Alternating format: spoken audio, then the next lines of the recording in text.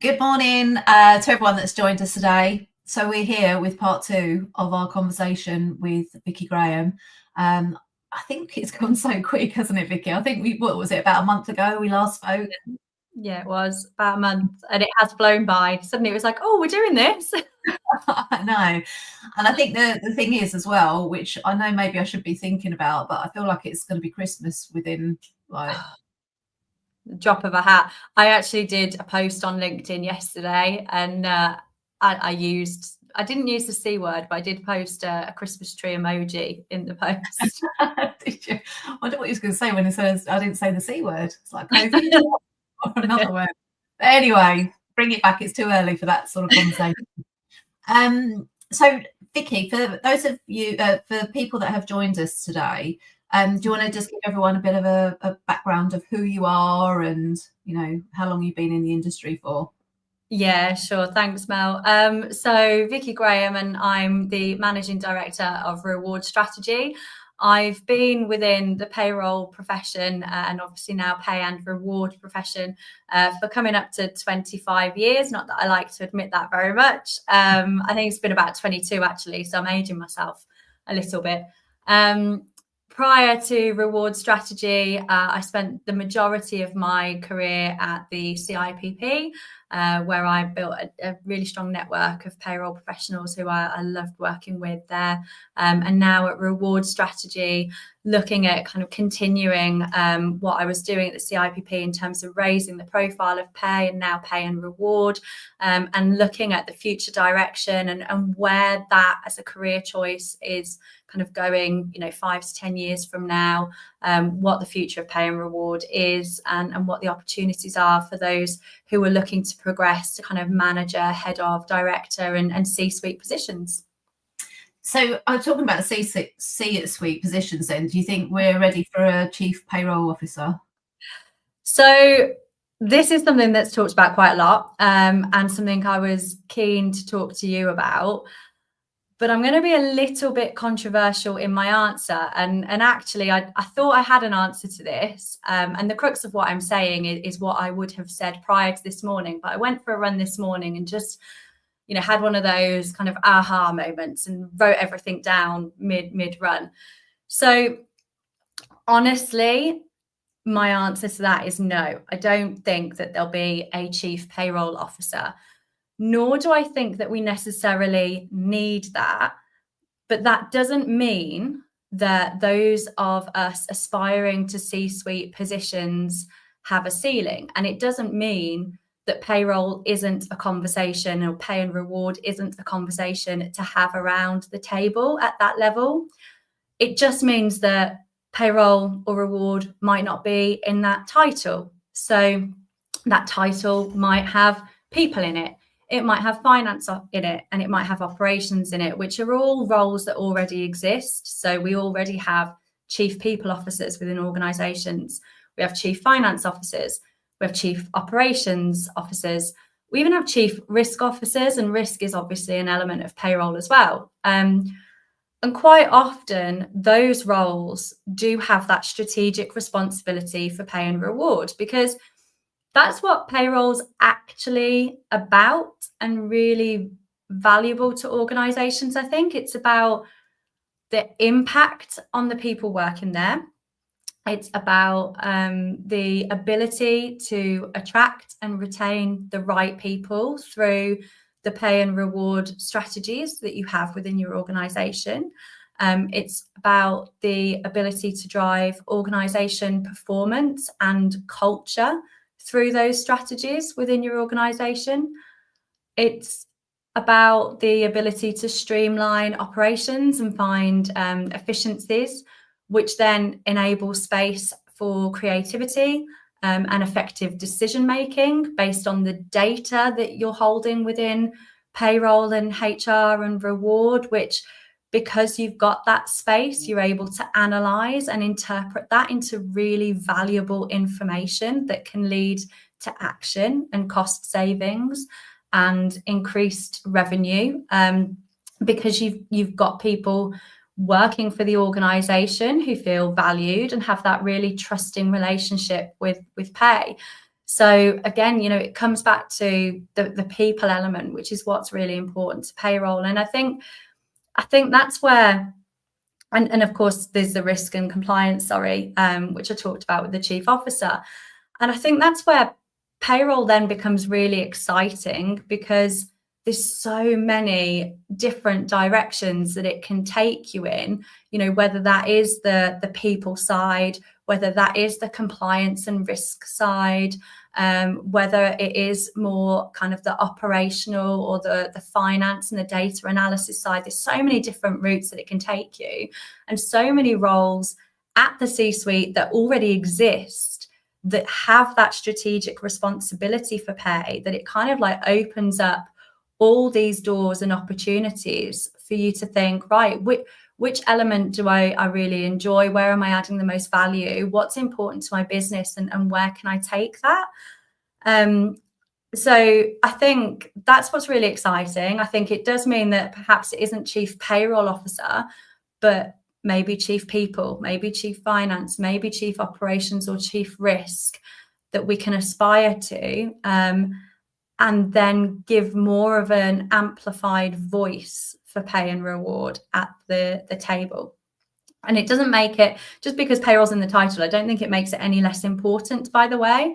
I think it's massively important and a topic that needs to be discussed. But if I liken it more to my own personal situation, my background is in marketing. I don't have marketing in my title anymore. That doesn't mean it's not important, and it doesn't mean that I don't have influence on marketing within my own organization. It's something that we talk about at a strategic level. We have a marketing planning day that's actually coming up for 2026. So I am having those high level conversations and then supporting the team for them to go and know what the direction is and implement in the best way possible, using the tactics and the tools that they understand. And I think that's my take and my view on where payroll sits in the C-suite. But it might be a bit controversial. I don't know. No, but everyone's allowed to have opinions, aren't they? But I think the problem is, if we don't aspire to have a chief payroll officer and we're trying to promote the profession, and if they're saying it could get sucked into HR, finance, reward, or people's, then I think it's that potentially you're putting a ceiling. I know what you're saying, that there isn't a ceiling there, but actually, are we actually promoting what payroll does as well, with as a function, and all the data it holds, and everything that it can contribute to a business? So actually, should we be flipping it around and actually promoting what payroll people do, what value they have for a business, to then possibly create the chief payroll officer? Does that make sense? It absolutely does make sense. And I think you're right in that the value absolutely has to be elevated and amplified and talked about. And that's what we do at Reward Strategy. That's what you do at GPA, and lots of other organizations are doing. And ultimately what we're encouraging our community and networks to be doing as well, because they're the ones with the true power to do that. They're the ones who are within their organizations that are able to have that voice and really raise the profile of what they are doing and talk about the impact that has on the organization. So yeah, I'm not taken away from that at all. And I absolutely think it needs to be discussed around the table and at the C-suite. And it may be that some organizations will have that chief payroll officer role because it's right for their organization, depending on the size or the sector that they're in. Yeah, it might be that the title does have chief payroll officer within it. But I think if you look at different organizations have different structures, and there are already these roles that exist where, I talk to people, I'm sure you do, that they're reporting into one of these positions. And therefore that strategic responsibility for payroll is there. And it's then up to the payroll manager or head of payroll to say, well, this is actually what you should be talking about, because this is the data that I can give you in relation to pay transparency, for example, or where we've got issues in relation to turnover within teams or potential burnout within teams, because we can see a lot of overtime payments. So it's really important that payroll professionals are bringing that to the table, and really important that we're aspiring to that C-suite position to have that elevated and amplified role. But sometimes I think there's too much emphasis on titles when and it is important, I'm not taking away from that. But what's really important is what we're trying to achieve. It's a bit like a system implementation, isn't it? When you implement a new system, you can end up falling into that risk of, well, this is what we want it to do. No, actually, what you need to be telling us is what you want it to achieve, because the system might have a different way of doing that. And I think that's where my mindset is with it. It's not that I'm saying it shouldn't be at the C-suite, but the title may be slightly different. But I think it's good, and we do need to talk about it, because there are other people that have the same opinion as you. You know, it's not like everyone's like, yeah, we should have a chief payroll officer. You know, like that. I don't think so. But we actually need to discuss it, or we need to discuss why people think it's a good idea and why people don't think it's a good idea, and then find out what role we should be having. So it's not a question to catch anybody out. It's a really important question to have, isn't it? And it's one of the questions we are now talking about. You know, I mean, like last year it was all about AI, and at least we're talking about, chief payroll or potential of a chief payroll officer. I mean, one of the common things that we all do talk about is how do we promote payroll as a career and as a profession. So so I think it's a really good conversation. So you mentioned a lot about payroll and reward. Why payroll and reward? So again, sorry, Mel, because you've just said about talking about AI a lot, and I'm going to mention it in my answer to this. So why payroll and reward? And I think, and again, I posted on LinkedIn yesterday about this, and it is quite controversial, and it's controversial to just get people thinking and challenging, what we're doing. So I think pay and reward, because technology's advanced loads, and we've got robotic process automation, or RPA as people hear, and we've got AI, which, and I talked in my last response on the chief payroll officer about streamlining processes and finding efficiencies, and AI and RPA are doing that. Technology is doing that, which means that the processing of pay can be automated. I say can be, and it might be that it's automated to a point, and there will be, certain elements that perhaps might not be able to, and there's still some element of manual involvement there.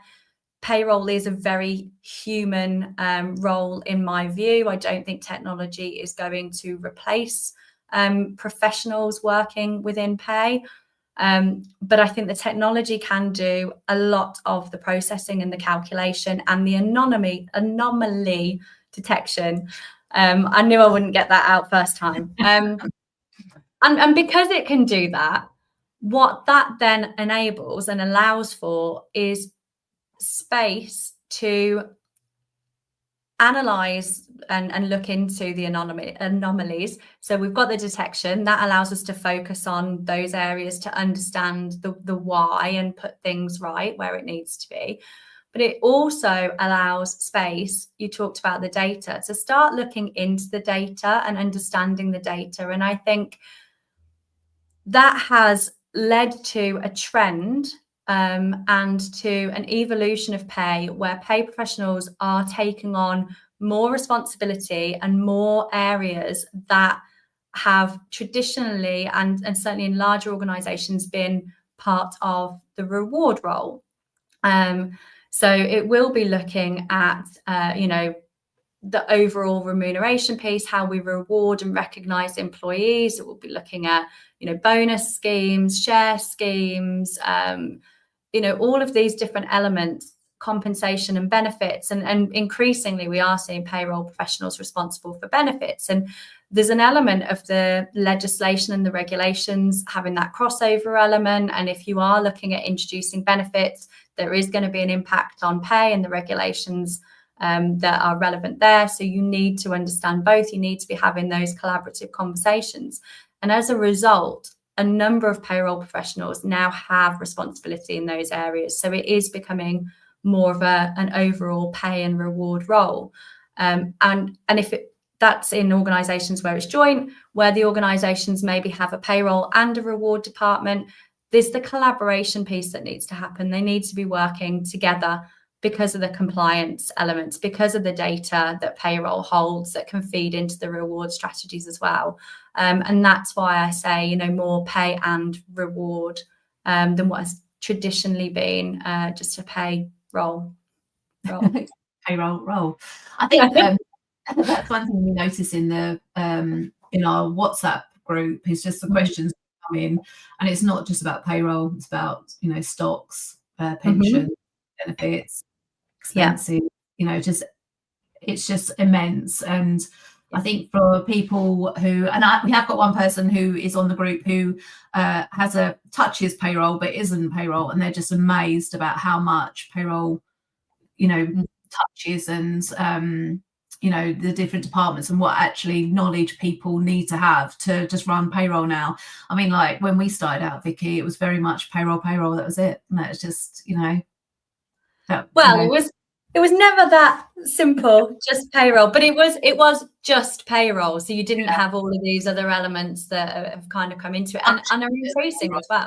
Yeah, it was just payroll. It wasn't the expenses and the benefits and all the other stuff that's coming in. And obviously we've got Matthew Taylor heading up the Fair Work Agency now, and that's going to make more changes. And I think move it even further into that pay and reward role. So yeah, it's going to get harder, isn't it? Yeah. So one of the things that we do try and encourage people to do is to really network and to get into the professional payroll community. What role do you think this has with people within our industry? Do you know, maybe the question should be that I believe that payroll people should really get out there and network. What benefits do you see from that? Yeah, I completely agree with you, Mel. I mean, I wouldn't be in the position that I'm in now without my network. And I see real value and importance in it. And yesterday at Reward Strategy, we had a steering committee meeting. We were talking about the Reward and Payroll Summit that we have coming up. I know at GPA, you have your networking events as well throughout the year. And I think there's real value and benefit because, well, for several reasons. So one of those reasons is quite often, not all of the time, but quite often within an organization, you may be the only person who understands pay and payroll and has experience in that area. So depending on the size of organization, sometimes there is only one person who does payroll. So it can be very, very lonely.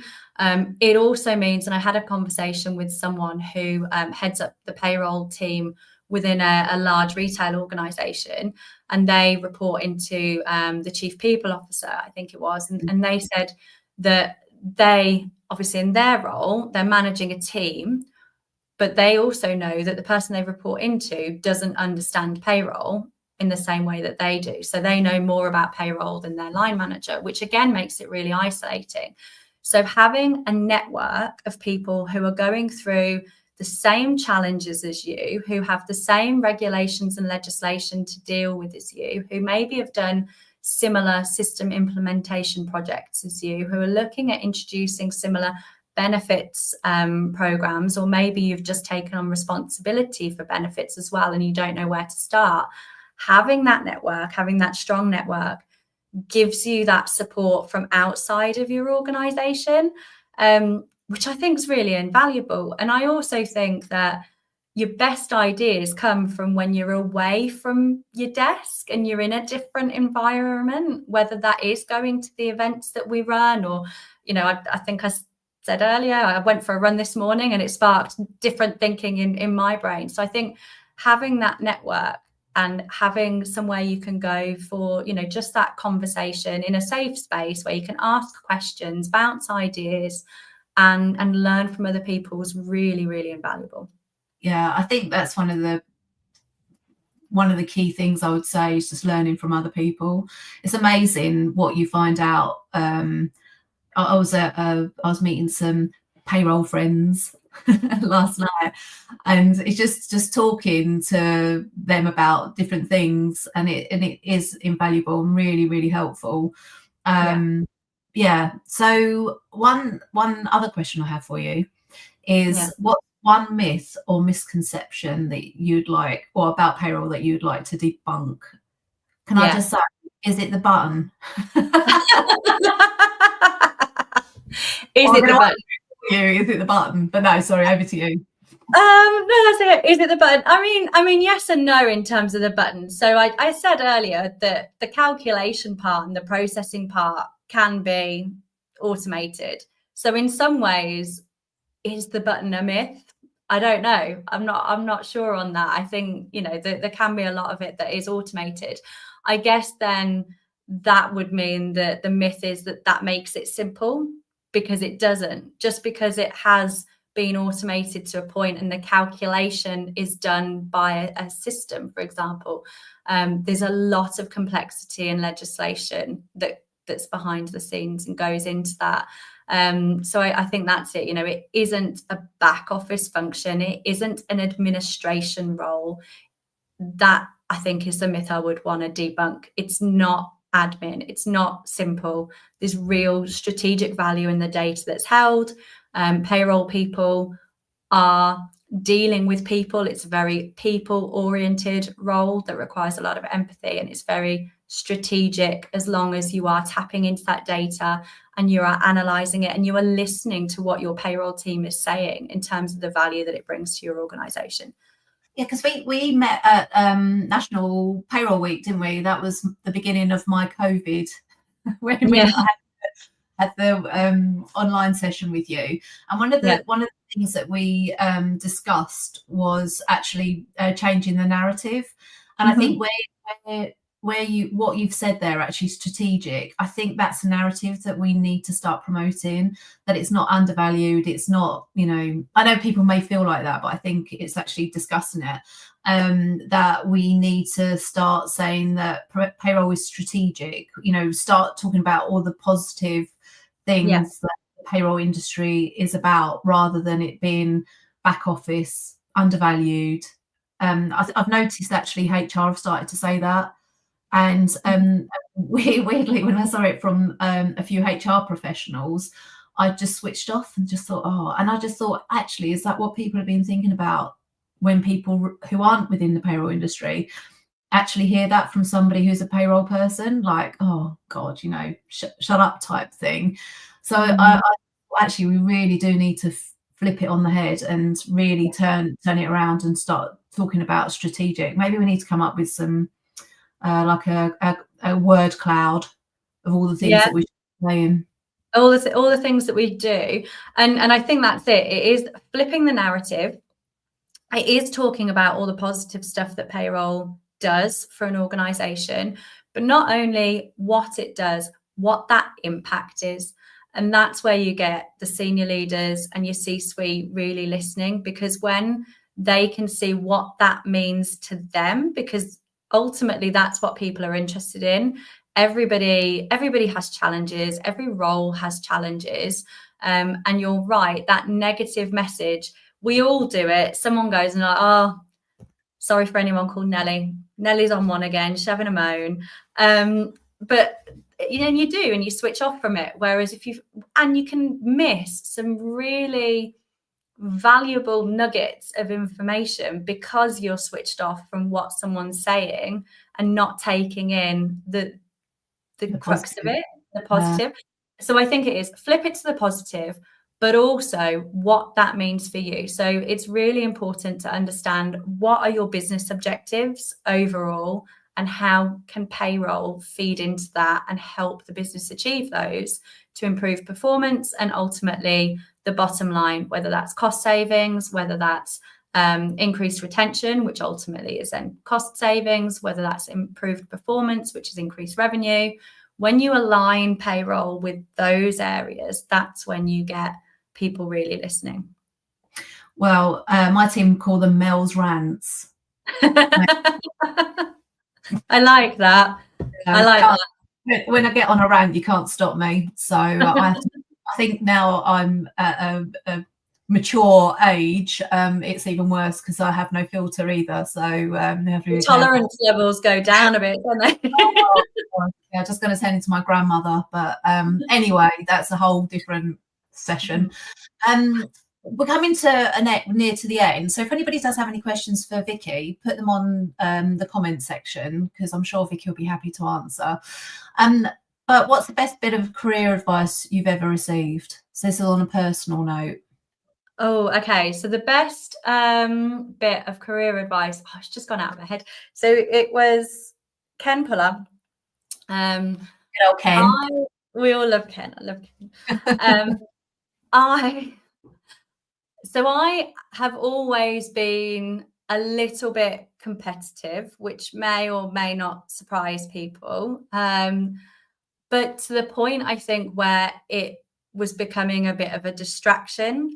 And Ken, I remember Ken saying to me when I was business development director, don't worry about what other people are doing. Focus on what you do and do it well.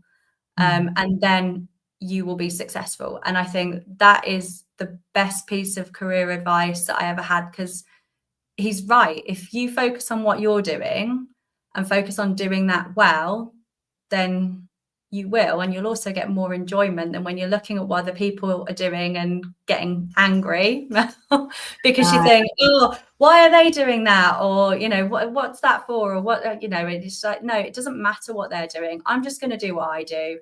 And I'm going to do it well. And I think that's possibly one of the best pieces of advice I was ever given. I think I have to agree with that, because you got to focus on, I mean, I've had bosses in the past that just spent days or hours just looking at everyone else, and you're just thinking, but what are we doing? So I think I learned that from seeing that hands-on, that you really do. Ken does have some wise words. There are plenty of other things he said as well. But I also think as well, by the time someone else has done it, you can't change it. So why focus on that? Just move. Yeah. It's like when people send you something, you're just like, I'm okay. I know you're trying to be nice, but it's fine. Yes. Anyway. Yeah, exactly. Okay. So I've got this question, and I feel like 25 years is too far ahead. But anyway, I'm going to change it. How would you like to see payroll remembered or celebrated in the next 5 to 10 years? In the next 5 to 10 years. Okay. It's a really good question. So I would like to see it having that stronger voice within decision making at the C-suite. So what I would really like to see is within an in-house organization, and specifically in-house, because I think service providers are on this journey. They see the value of payroll because it's their business. In most instances, I know that there are some bureaus where maybe that's not quite the case, but I would like to see in-house the CEO saying, I'm really glad we did that because of the information that head of payroll gave me. And for that head of payroll then to be elevated to C-suite and having influence in more of those strategic decisions. Like we've saved this much money, we've brought in more on the bottom line. That's how I'd like to see it remembered, for the value that it brings. Yeah, that's really important, the value that it does bring. I'll just have a look on my phone, because the system that we use is wonderful, but like all systems, you can't see some stuff. So I have a look on my phone. Right. So if anybody wants to contact you, Vickie, through obviously your email at Reward Strategy, but also LinkedIn, that's okay, isn't it? If they message you directly. Of course it is. Yeah, message me directly on LinkedIn, connect with me on LinkedIn. And if you've got any questions, ask me directly. I'll answer anything. Fab. And before we go, is there anything that I haven't discussed today that you would like to discuss? Oh, thanks, Mel. No, I think we've covered everything. We've covered off everything we didn't last time, which is good. So no, that's everything. Thank you. Well, you've got a busy few months coming up, so check out the Reward Strategy website. We've got quite a lot of networking events ourselves around the world. So I hope to see some of the people join today at those. But if not, Vickie, I'm sure we're going to have another one. Maybe we'll have one after the budget. Actually, that might be quite a good session. Yeah. So let's see. That's November, isn't it? So let's see what happens then. But thank you once again, Vickie, and we'll see everyone again soon. Yeah, thanks, Mel. See you all soon. Thanks for joining us.